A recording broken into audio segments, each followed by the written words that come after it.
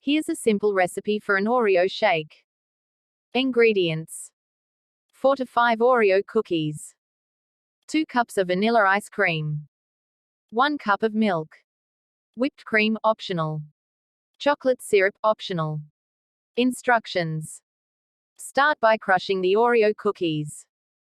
You can do this by placing them in a resealable plastic bag and using a rolling pin to crush them, or you can use a food processor.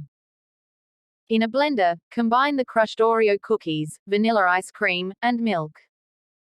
Blend until smooth and creamy.